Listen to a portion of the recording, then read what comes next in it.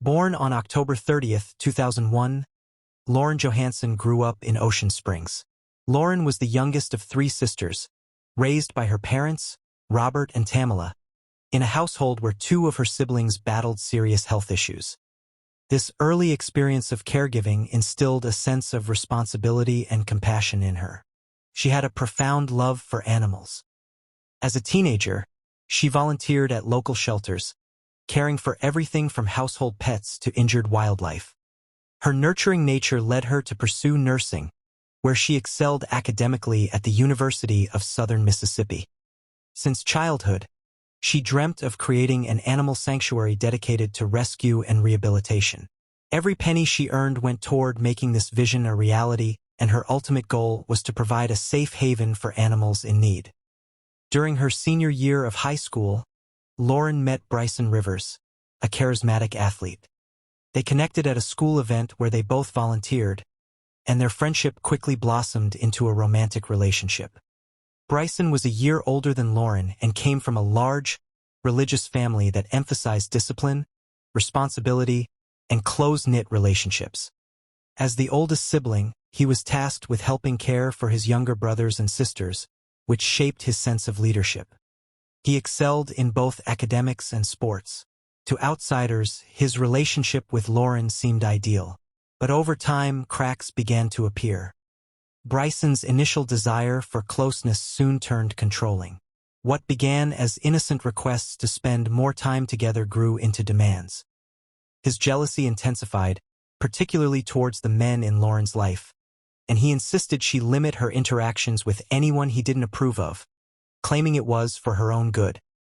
Over time, Lauren's friends noticed a shift in her behavior.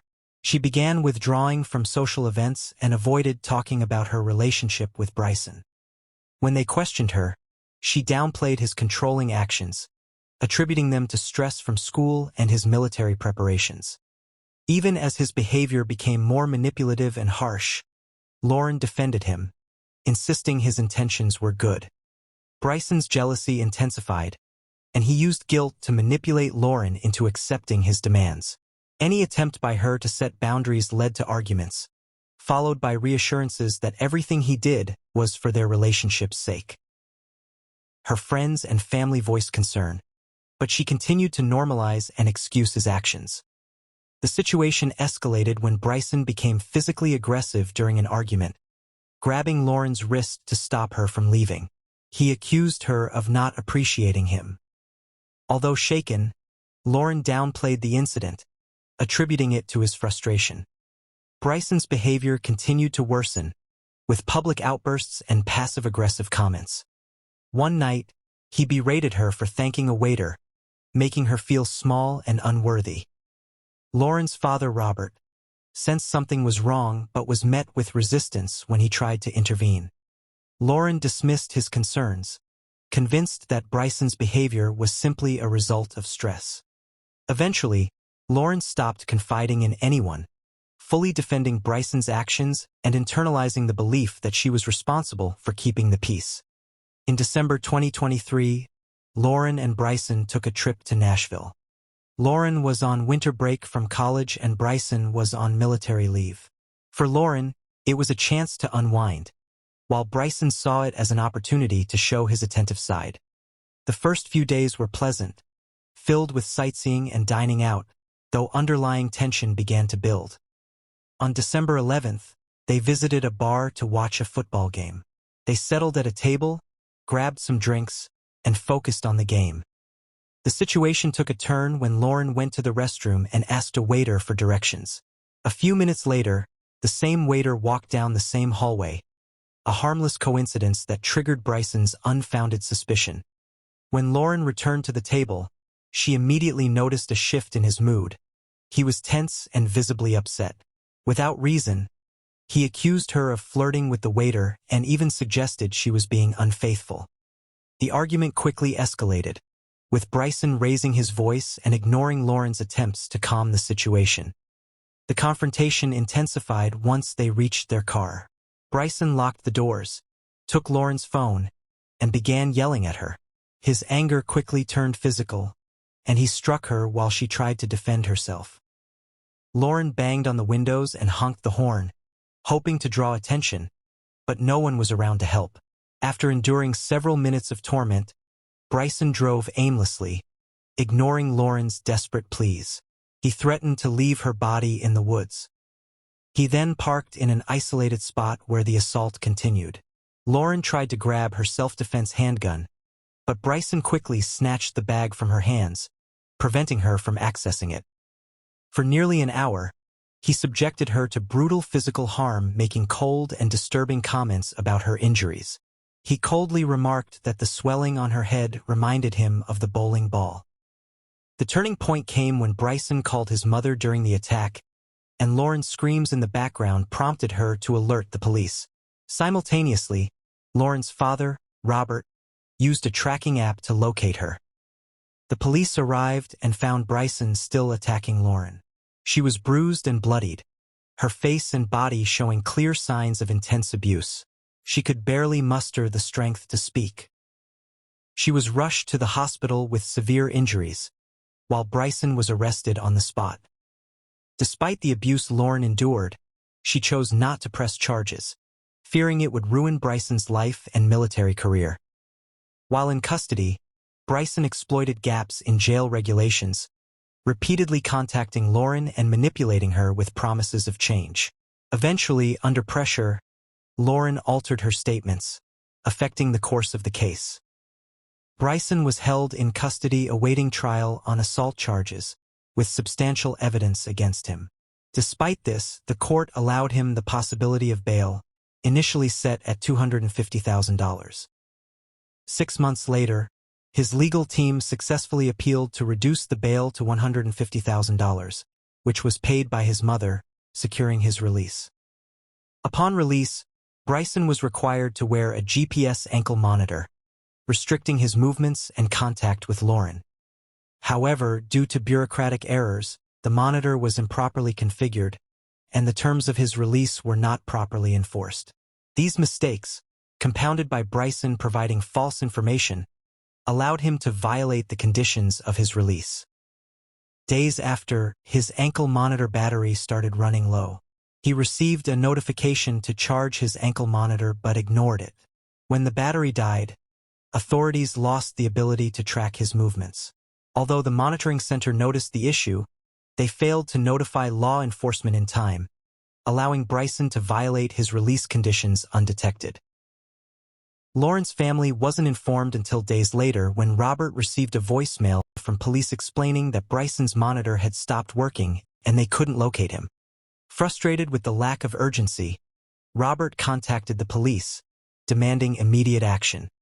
He also took matters into his own hands, urging authorities to inspect Lauren's GPS system in her car. Despite their persistence, the search efforts were ineffective. It wasn't until July 2nd that law enforcement confirmed Bryson had violated the terms of his release, but by then, he had disappeared, and his phone was off. A warrant for his arrest was issued, but it was too late. Lauren's father, Robert, couldn't reach her by phone and received a text that didn't seem like something Lauren would send.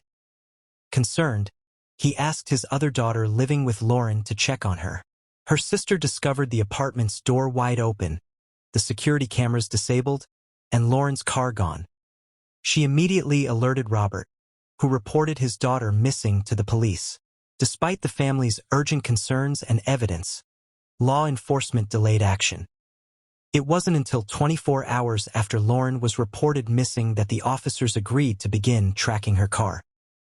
These delays were part of the systemic failures in handling Bryson's case, which hindered the family's efforts to prevent further harm. On July 3, 2024, police finally traced Lauren's car to a remote spot near the Wolf River Cemetery. Surrounded by dense woods, the isolated location raised suspicions. As officers approached the vehicle, Bryson bolted from the vehicle and fled into the woods. Police pursued, but the thick foliage made it hard to keep up, and Bryson quickly escaped. Arriving just after the police, Robert hurried to the car, desperate to find Lauren.